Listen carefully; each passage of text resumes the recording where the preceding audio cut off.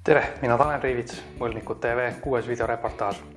Täna võtan fookusesse 82. aastal sündinud Võrumaalt Varstust pärit Marko Valge võlad.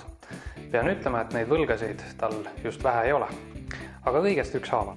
Kõnealune võlg, mida täna põhjalikumalt vaatleme, sai alguse üle 10 aasta tagasi, kui Marko võttis laenuettevõttest laenu ja tema sõber käendas laenu tasumist.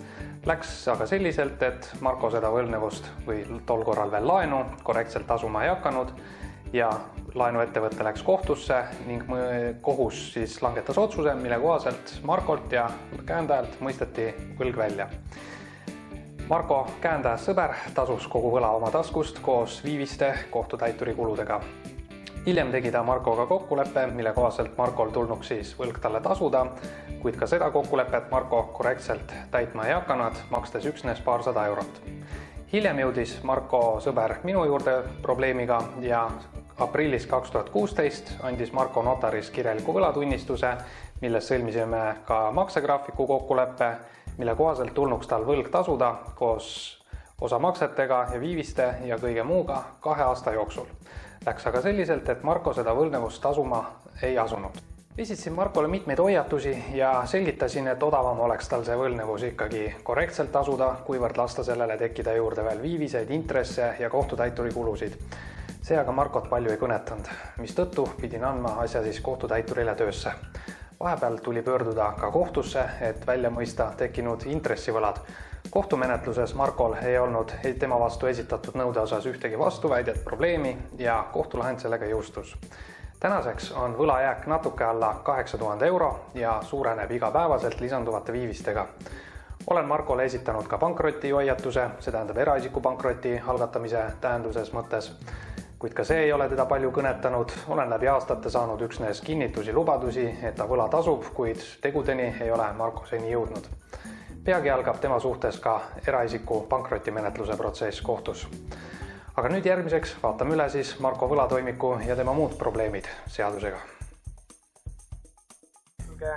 mail.ee, jah? Jah. Jaa, okei. Aga hea küll, ma saadan sinna välja nõude ja siis hea meelega astuks dialoogi, et ootaksin siis mõistlikku pakkumist, et ma väga loodan, et me saame asja kohtuväliselt omavahel selle korda aetud. Olete nõus, et tuleks nagu odavam, mugavam kõigile? Jah, aga ma olen nagu nüüd, ma ei tea, kui sobib, siis... No alustame seda dialoogi kirja teel, et ma kõigepealt saadan teile need dokumendid välja, sinna saate kätte tutvuda, vaadata ja siis ootaks maili teel neid ettepanekuid, et siis vaatame, et mis graafiku või asja me siin teha saaksime, eks. Jah. Kena hoida neid. Nägemist. Seejärel saime Markoga notaris kenasti kokku lepitud maksegraafikus, kuid seda Marko kohaselt täitma ei asunud ja võlga asus sisse nõudma kohtutäitur. Kohtusse tuli pöörduda ka tasumata intressivõla osas. Kohtudokumendid sai Marko kätte, kuid võlale tal vastuväiteid polnud, mis järel kohtu lahend jõustus. Võlgasid on Markol kohtutäiturite juures üpris arvukalt, nimelt 19 erinevat nõuet.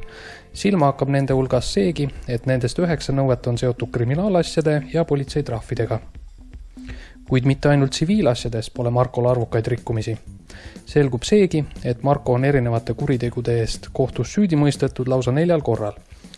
Sellest esimest korda peksmise eest, teist korda grupiviisilises varguses sissemurdmise läbi ja ülejäänud 2 karistuse osas pole kohtuotsused avalikult kättesaadavad. Marko kõik võlad, mis on leidnud ametlikku tunnustamist ja on kohtutäiturite menetluses, on kokku natuke alla 20 000 euro. Olles Eestis end võlgadesse mässinud, töötas Marko mõnda aega mitteametlikult, mis järel lahkus ta elama ning tööle Lääne-Soome, kus on ta teadaolevalt seni. Nagu just teada saime, ei saa Marko Valget nimetada just teab mis seaduskuulekaks või musterkodanikuks ja samuti pole liialdus öelda, et Marko Valge ei ole usaldusväärne inimene, kellega sõlmida rahalisi suhteid. Ta on ülepeakaela võlgades, otse öelduna. Ja ütlen niipidi, et sellise käenduses tekkinud võlad, et need on sellised, ütleme mingis mõttes nagu äärmiselt küünilised, et täna on nagu olukord selles, et Marko sisuliselt pani oma sõbrale hinnasildi ja jättis ta rahata ja arvas, et seda võlga tasuda ei tule. mitte mingi vabandus ei ole see, et mul ei ole sellist raha praegu maksta või midagi taolist, sellele tulnuks mõelda siis, kui rahalisi kohustusi võeti. Ja nagu teada saime, tema võlgade nimekiri täitemenetluses on vägagi pikk, liiga pikk, et mingisuguseid õigustusi või põhjendusi mina leian nendele asjadele ei ole. Et alati on võimalik jätta laenud võtmata ja ka kuritegud sooritamata. Aga need on olnud Marko enda otsused. Kusjuures pakkusin talle ka võimalust, et ta räägiks ise kaasa nendele küsimustele või tuleks kaamera ette. Seda soovi tal ei olnud. Ja sellisena olen ma siis oma arvamuse selles asjas avaldanud. Ma tänan kõiki kuulajaid, vaatajaid, kohtume järgmises videoreportaažis.